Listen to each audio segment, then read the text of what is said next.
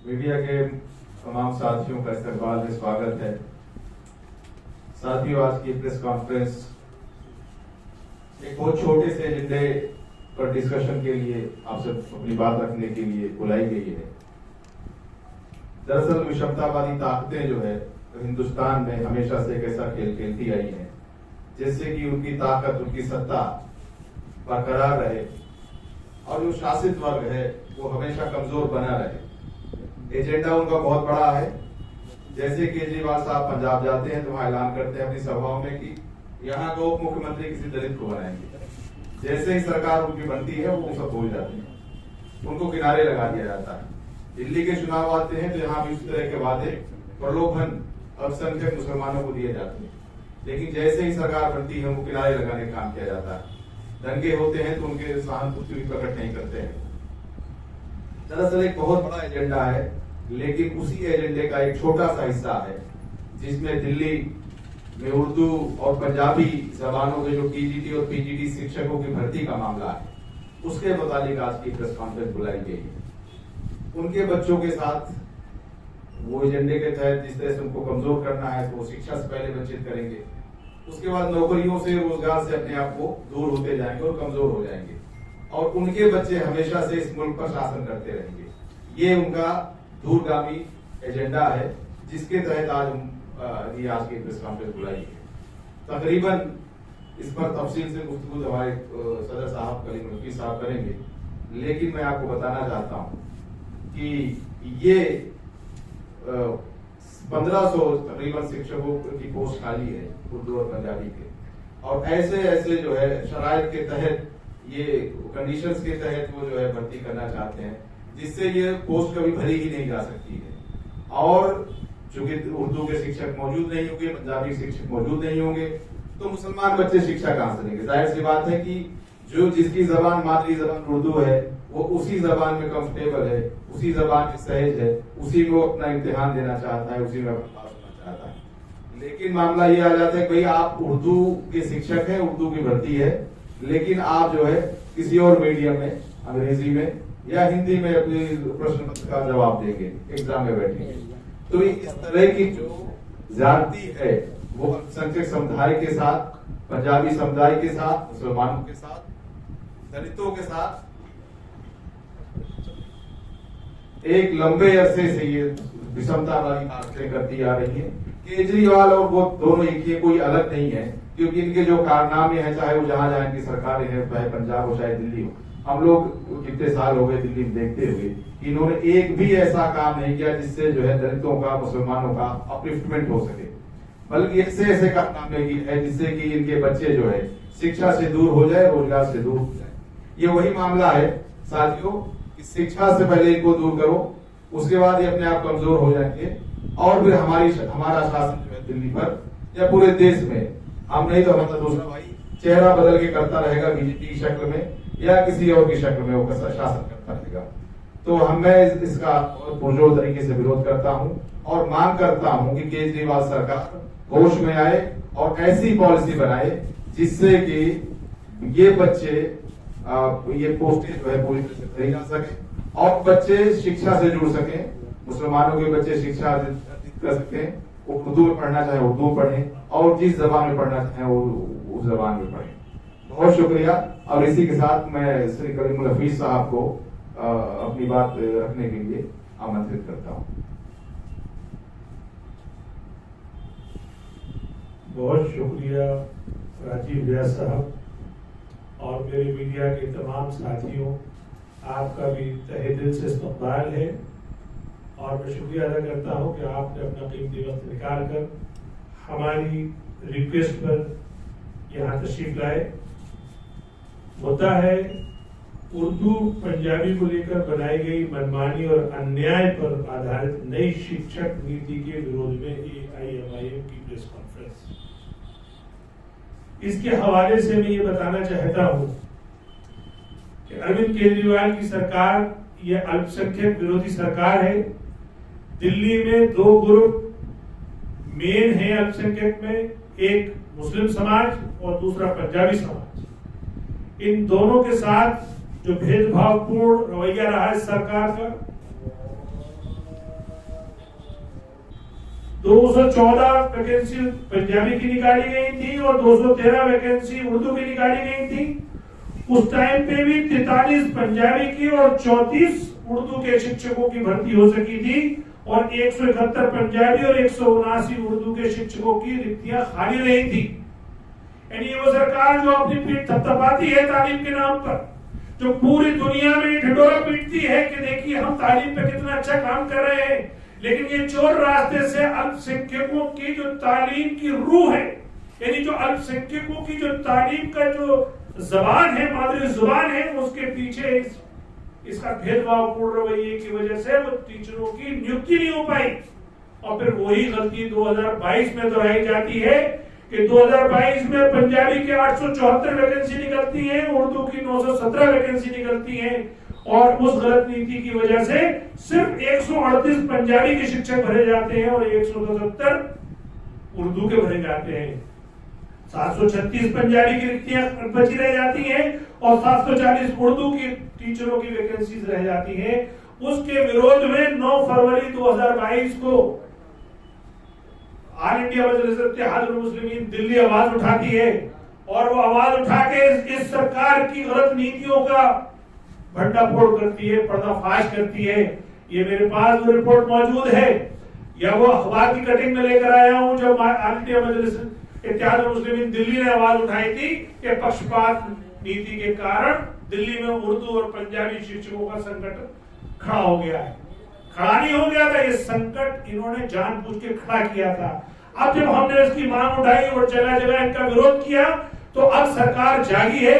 तो सरकार के डीएसएसपी ने एक लेटर कल लिखा उसको माइनॉरिटी कमीशन के मेंबर को, जो उन्होंने कल प्रेस कॉन्फ्रेंस भी की और उसमें डीएसएसपी के डिप्टी सेक्रेटरी ने ये बात बताई कि अब हम टीजीटी उर्दू, टीजीटी पंजाबी और साथ में टीजी संस्कृत, यहाँ पे नुक्ता समझने की बात है कि संस्कृत वालों ने कोई आवाज नहीं उठाई थी, फिर भी उन्होंने संस्कृत को इसमें शामिल कर दिया। हम इसका खैर मकदम करते हैं, हम इसका एतराज नहीं करते, लेकिन हम ये मनोवादी मानसिकता के बारे में बताना चाहते हैं कि जब भी कभी उर्दू या अल्पसंख्यक समुदाय अपनी बात उठाता है तो ये बैलेंस बंद कराने के लिए अपनी नीतियों को डिफरेंटली पेश करते हैं।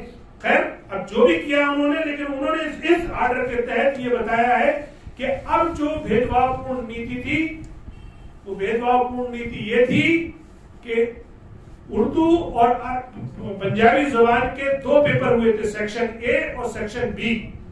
जो कैंडिडेट सेक्शन ए में पास होता था वही सेक्शन बी की मेरिट उसकी काउंट होती।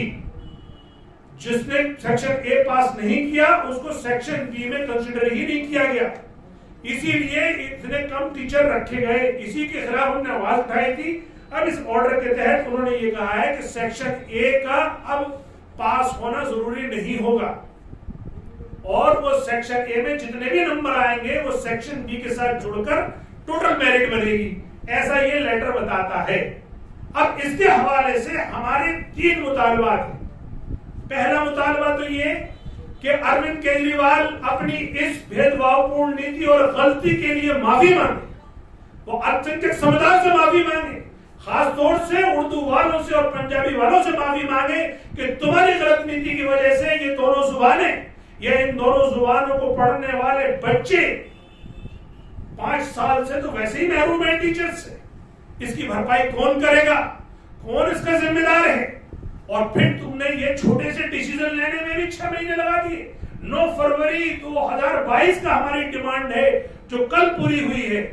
तो एक तो ये 6 महीने का कफारा, दूसरा ये 5-7 साल से जो तुम तालीम के नाम पे अपनी पीठ थपथपाते हो और अल्पसंख्यकों के विरोध में और उनके बच्चों को उर्दू और पंजाबी ना पढ़ पाए उसकी जब तुमने साजिश की है, इसके लिए आप सार्वजनिक तौर पर माफी मांगी।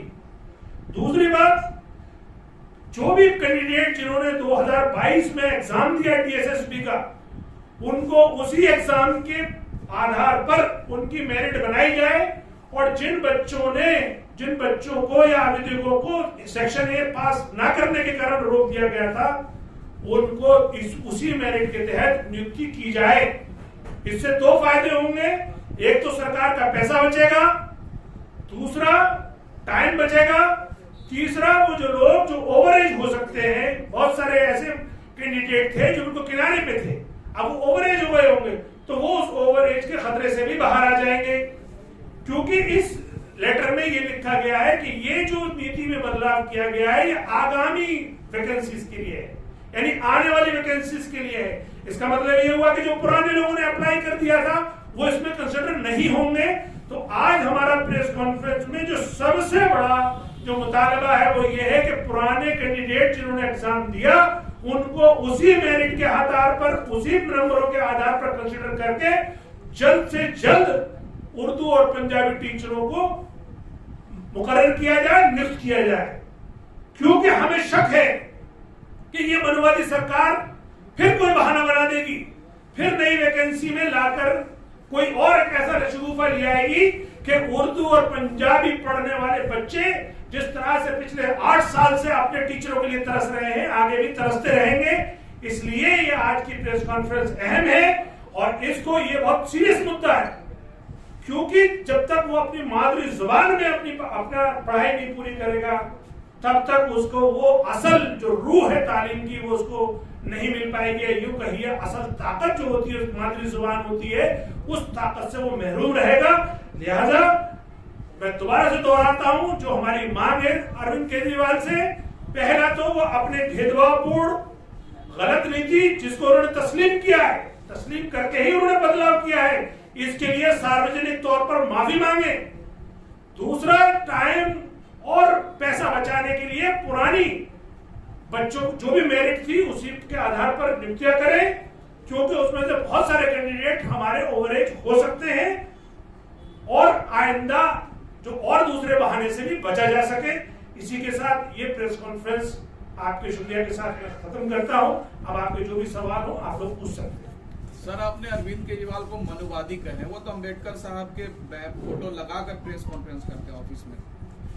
यही तो दोगला चेहरा है कि फोटो लगाकर जो उनकी कार्यशैली है, कार्यशैली उनकी ये है कि उन्होंने उर्दू और पंजाबी को, उन्होंने तो शहीद भगत सिंह का ही फोटो लगा रखा है, तब पंजाबी के साथ ऐसा भेदभाव क्यों किया?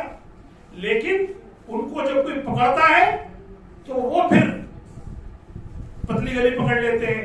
यानी इस तरीके से देखें कि ये जवाब उन्होंने खुद नहीं दिया है, डीएसएसपी से अपने ही अल्पसंख्यक कमीशन को दिलवाया है, खुद नहीं उन्होंने प्रेस कॉन्फ्रेंस करी। जबकि तालीम के मामले में मनीष सिसोदिया जो एजुकेशन मिनिस्टर है वो हर बात पर आके बात करते हैं, लेकिन इस पर बात करने की हिम्मत नहीं हुई, क्योंकि वो पकड़े जाएंगे। इसलिए मैं कह रहा हूं कि वो उनकी जो मानसिकता है वो मनवादी है। अगर नहीं होती तो आप मुझे बताइए कि उर्दू और पंजाबी की डिमांड थी, उन्होंने इसमें संस्कृत क्यों जोड़ दी? इसका डिसीजन उनको जो डिमांड था उसी पर लाना चाहिए था।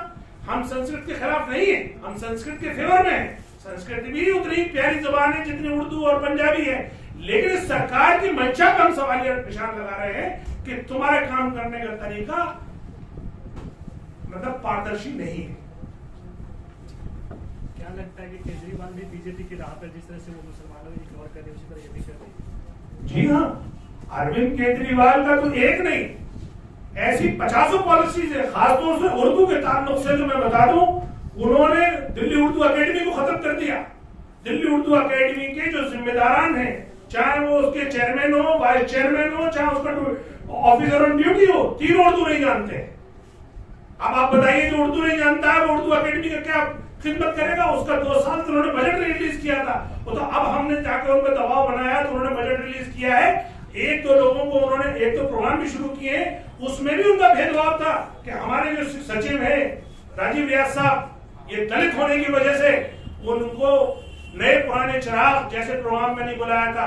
यानी नए पुराने चिराग वो है जिसमें सारे दिल्ली के 300 से ऊपर उदबा बुलाए जाते हैं, शोरा बुलाए जाते हैं, उसमें भी चूंकि ये दलित हैं इसलिए इनको नहीं बुलाया था। तो ये एक और सबूत है आपका कि वो मनवादी हैं, वरना एक अकेला दलित उर्दू शायर उसको छोड़ दिया। फिर बाद में उन्होंने माफी मांगी और उन्होंने कहा कि भाई ठीक है हमसे गलती हो गई थी, हम इनको बुलाते हैं। फिर उन्होंने उनको बुलाया। तो क्या लगता है उर्दू मुसलमानों की जबान है जैसा कि आप कह रहे हैं? नहीं, उर्दू मुसलमानों की जुबान नहीं है, उर्दू हिंदुस्तानियों की जुबान है। लेकिन चूंकि इसको मुसलमान ज्यादा बोलते हैं, मुसलमानों की ये मादरी जुबान है, इसलिए ये दिल्ली सरकार उर्दू के साथ भेदभाव करती है।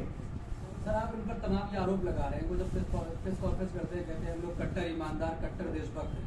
कट्टर ईमानदारी का अपना सबूत लगातार वो देते हैं। उनके एक मंत्री अभी जेल में चले गए, दूसरे मंत्री के ऊपर आरोप लगा है। तो आपको क्या लगता है कि जो बातें वो करते हैं उसमें है नहीं उनकी? देखिए, वो इतने कट्टर ईमानदार है कि एक मंत्री तो जेल में है, और जेल में भी झूठ बोल के अस्पताल में है। अस्पताल में भी एक जांच अधिकारी ने ये कहा कि इसकी सारी मशीनें इनकी बंद पाई गई, इन्हें फौरन जेल भेजा जाए, जबकि वो खुद जेल मंत्री है। जो मंत्री जेल के अंदर है वो खुद जेल मंत्री है। दूसरा मंत्री लाइन में है, शराब नीति के कारण, गरीब विरोधी नीतियों के कारण, पूरी दिल्ली को नशे के कुछ फैशन में तब्दील करने के कारण मनीष सिसोदिया लाइन में है। एक और बात बता दूं, अगर आप लोग मेरे ट्वीट फॉलो करते हो तो मैंने ये परसों ट्वीट किया कि अरविंद केजरीवाल ने शपथ पत्र दिया था कि मैं कभी जिंदगी में कोई वीआईपी सिक्योरिटी नहीं लूंगा, बंगला नहीं लूंगा, गाड़ी नहीं लूंगा। अब आप बताइए अरविंद केजरीवाल साहब कौन सी गाड़ी में चलते हैं, कितने बड़े बंगले में चल रहते हैं, और बंगले में स्विमिंग पूल है या नहीं है। और तीसरी बात, Z+ सिक्योरिटी एक्सेप्ट कर ली। अरे अगर आप ईमानदार, कट्टर तो छोड़िए, खाली ईमानदारी भी होते तो अपने एफिडेविट पे जमे रहते। ईमानदारी की बात तो मेरे सदर बैरिस्टर असदुद्दीन ओवैसी से सीखिए। कितनी मरतबा उनकी गाड़ी पे गोली चल चुकी है, और सरकार ने उनको Z+ सिक्योरिटी देने के लिए संसद में गुहार लगाई, गृह मंत्री ने गुहार लगाई। उसके बाद मेरे सदर बैरिस्टर असदुद्दीन ओवैसी ने ऊपर वाले पे भरोसा करते हुए उस सिक्योरिटी को ठुकरा दिया। आज भी वो बिना सिक्योरिटी के सिंगल चलते हैं। ये है ईमानदारी। ये तो पाखंड है जो अरविंद केजरीवाल करते हैं। अरविंद केजरीवाल ने ये कहा था कि देश में भ्रष्टाचार से भी बड़ा मुद्दा या सबसे खतरनाक चीज सांप्रदायिकता है। आप बताइए, क्या सांप्रदायिकता के खिलाफ काम कर रहे हैं अरविंद केजरीवाल? अरविंद केजरीवाल ने दिल्ली की तारीख बदल दी। अरविंद केजरीवाल ने बाकायदा धार्मिक आयोजन को सरकारी खर्चे पर लाइव प्रसारण किया। तो ये आदमी जिसकी जबान का कोई भरोसा नहीं, वो ईमानदार कैसे हो सकता है? वो शख्स तो कभी ईमानदार नहीं हो सकता जो अपनी नीतियों में कहकर शपथ पत्र देकर बदलाव कर ले। और दूसरी बात यह है कि मुसलमानों के ताल्लुक से तो खास तौर से, चाहे वो उनका कोरोना के मामले में स्टेटमेंट हो, चाहे वो उनका मुस्लिम नौजवानों पे जो नाजायज यूएपीए लगाया गया है उसकी मंजूरी का मामला हो, चाहे वो सीए एनआरसी के प्रोटेस्ट करने वाले नौजवानों के खिलाफ सहानुभूति दिखाने का मामला हो, और उससे भी बड़ी बात, दिल्ली दंगों में मुस्लिम नौजवानों ने अपनी जानों का, अपने माल का, अपने कारोबार का नुकसान का मामला हो, सब मामलों में अरविंद केजरीवाल ने गद्दारी का मुजाहरा किया है, पीठ दिखाई और मुसलमानों को के साथ बेवफाई की है। इसलिए अरविंद केजरीवाल से हमें कोई अब ऐसी उम्मीद नहीं है। हम सिर्फ ये चाहते हैं कि जो तुम्हारी सरकारी नीतियां हैं वो कम से कम भेदभावपूर्ण हो, वो कम से कम ऐसी हो जब तुम तालीम पे ढिढोरा पीटते हो। तुम्हारा 27-28 हजार करोड़ का तालीम का बजट है, 70,000 करोड़ में अकेला एजुकेशन का बजट 28,000 करोड़ के आसपास है। तो उसमें आखिर 1500 उर्दू और पंजाबी की नौकरियां तुम्हें क्या तकलीफ देती? क्यों नहीं भरते हो तुम? क्यों बहाने ढूंढते हो उनको डिले करने के? ये बहाना ना करे वो, अब डिले करने का कोई नया चुगूफा न लिया है। इसीलिए हमने आप लोगों को आज तकलीफ दी और आप लोगों ने हमारी बात सुनी। कलीम साहब, ये बताइए कि जो भी पॉलिसी में बदलाव होता है वो हमेशा भविष्य के लिए होता है, भविष्य के लिए सरकार ने किया है। तो आप कह रहे हैं कि मौजूदा मेरिट पर ही उनको उनका सिलेक्शन किया जाए, उनको लिया जाए, तो इसका क्या आधार है? देखिए, ये बदलाव पुरानी गलती सुधारने के लिए हुआ है, क्योंकि हमारी डिमांड थी कि आप ये भेदभावपूर्ण नीति है। तो जब अगर आप पुरानी गलती आपने सुधारी है, जाहिर बात है पहले मानी होगी तभी सुधारी है। तो जो तुम्हारी गलती की वजह से जो बच्चे मुतासिर हुए, जो उर्दू के टीचर नहीं मिल पाए उनको, और जो टीचर मुतासिर हुए जिनको अब तक परमानेंट नौकरी मिल जाती है और अपनी जीविका चलाते, उनका कफारा कैसे करेंगे आप? उनकी भरपाई कैसे करेंगे? अगर ये कोर्ट में केस चले तो जज साहब इस पर सजा भी सुना सकते हैं। लेकिन मैं तो ये कह रहा हूं कि आप कम से कम इतना ही कफारा करिए कि आप उस पर माफी मांगिए, और जिन टीचरों ने पुराना अप्लाई किया है, आप ही की एजेंसी DSSP ने उनका इम्तिहान लिया है, उन्होंने नेचुरल इम्तिहान दिया है, उनका नेचुरल मार्क्स है, उन्हीं नेचुरल मार्क्स पे आप उनका मेरिट बनाइए और उनकी नियुक्ति कर दीजिए। वो सीटेट क्वालिफाइड है, वो बीएड है, उनके पास तमाम एलिजिबिलिटी क्राइटेरियाज हैं। और अगर आपको ये लगता है कि जो दूसरा सेक्शन B है उसमें वो लोग नहीं क्वालिफाई करते हैं तो आप उनको बच लीजिए, फिर दोबारा से वैकेंसी निकाल के दोबारा से ले लीजिए। लेकिन आप अगर ये कहेंगे कि आपकी गलती का खामियाजा मेरे बच्चे भुगते हैं या वो टीचर भुगते हैं जिन्होंने बेचारे 5-7 साल से लाइन में लगे हुए इस उम्मीद पे कि हमारी नियुक्ति होगी, और उसमें बहुत सारे तो ओवर एज होने की कगार पर होंगे, उनका कफारा और उनका भुगतान कौन करेगा?